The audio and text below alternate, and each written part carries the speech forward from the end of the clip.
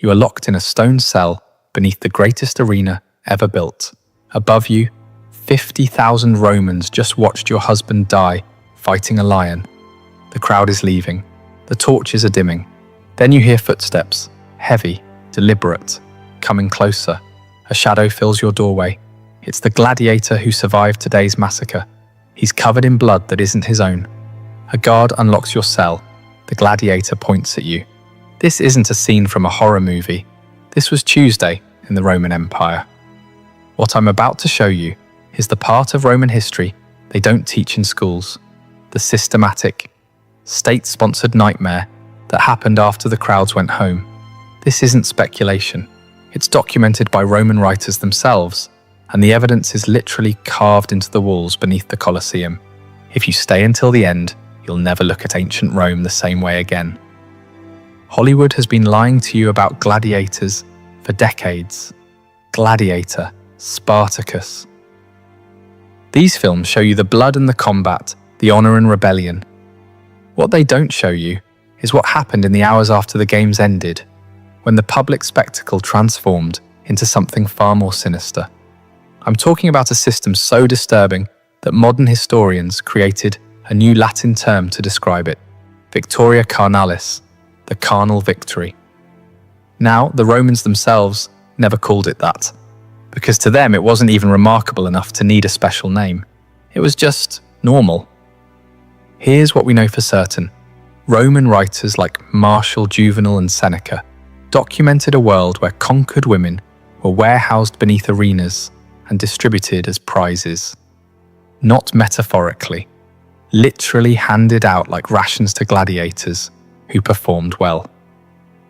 The Roman state, the government itself, operated this system with the same bureaucratic efficiency they used to build aqueducts and roads. Think about that.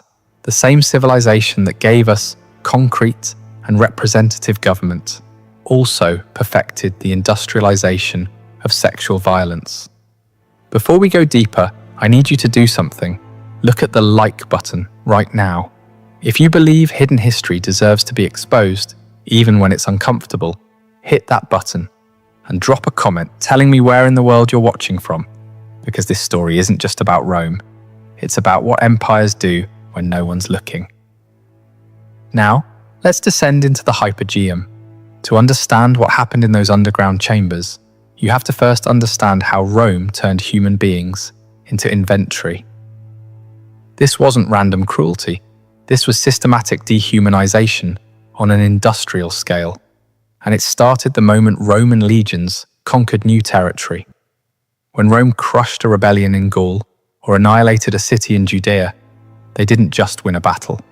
They processed an entire population. It was like a factory assembly line for human suffering, men of military age, sent to die in mines or arenas. Children, sold to slave markets across the empire.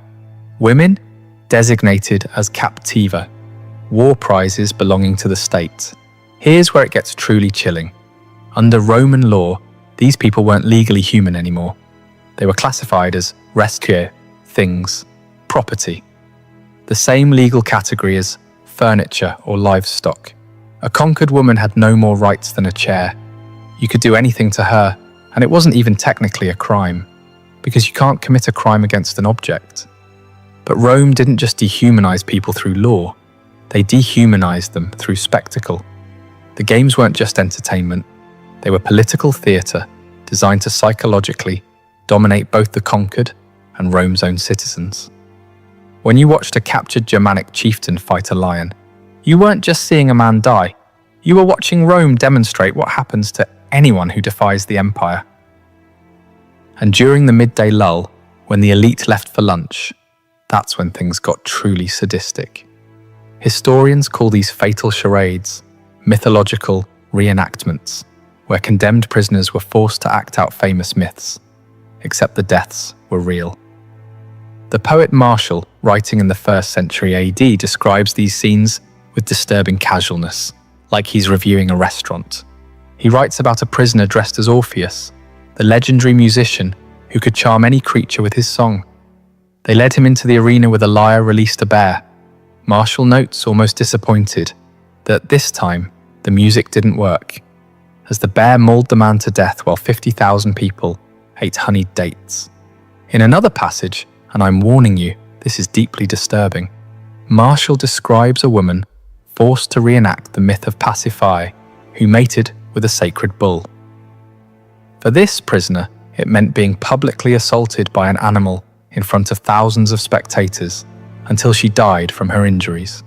Read that again. The Roman state designed a system where human beings were raped to death by animals as lunchtime entertainment. This wasn't the sick fantasy of one mad emperor.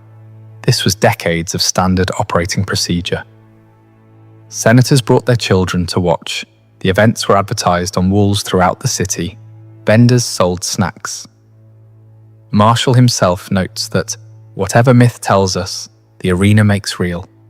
But here's the thing that should terrify you. He's writing this as a compliment. He's praising the efficiency of the system. This was the environment, this industrialized bureaucratic machinery of cruelty that also processed conquered women into the reward system for gladiators. Now, let's talk about the men who received these rewards. Gladiators existed in a bizarre contradiction that Rome never fully resolved. They were simultaneously the lowest and highest members of society, slaves with less legal status than a dog, but celebrities whose faces appeared on mosaics and whose names were graffitied on walls by adoring fans. Women of the aristocracy were obsessed with them. Ancient graffiti from Pompeii calls one gladiator the sigh of the girls and another the glory of the ladies.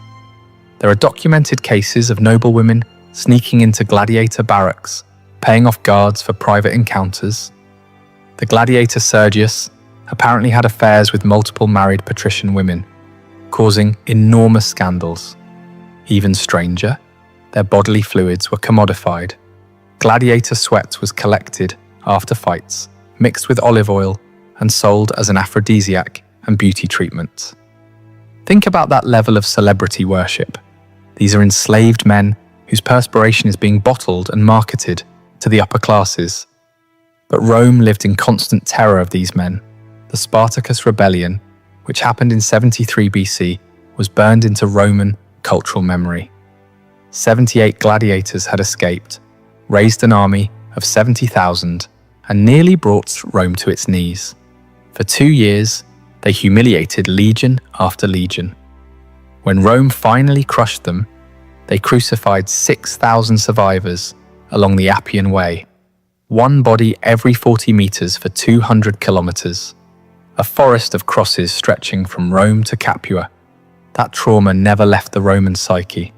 Every time a gladiator picked up a sword, every lanista who ran a gladiator school, every spectator in the stands, they all remembered that these men had once come terrifyingly close to burning Rome to the ground. So how do you control incredibly dangerous, incredibly valuable men who have legitimate grievances and the combat skills to act on them? You use a combination of brutal punishment and calculated rewards.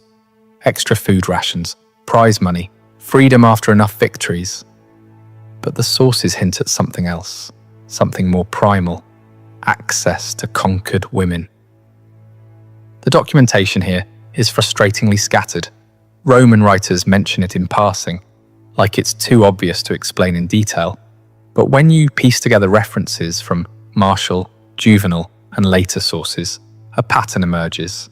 After a particularly impressive victory, particularly during the major games funded by the emperor or wealthy senators, gladiators who survived and fought well were given what ancient sources vaguely refer to as privileges of the victor.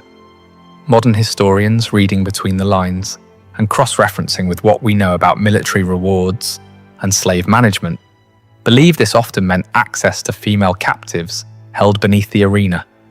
The process appears to have been chillingly bureaucratic. The gladiator would be brought down into the hypogeum, the vast underground network beneath the arena floor, still wearing his armor, still covered in the blood and sand of the arena. A ludus official or an arena administrator would act as an escort. They'd walk through tunnels lit by oil lamps, past the animal cages and the mechanical lifts, until they reached a specific section of holding cells. These weren't general prison cells. Archaeological evidence from various amphitheatres across the empire, Capua, Pompeii, even beneath the Colosseum itself, reveals small chambers with distinctive features: stone benches, iron rings anchored into walls at waist height and near the floor, doors that lock from the outside. Some rooms show evidence of chains permanently mounted to the architecture. The women held in these cells were called captivae damnati, condemned war captives. They'd already been processed through Rome's bureaucracy of conquest. Their names were recorded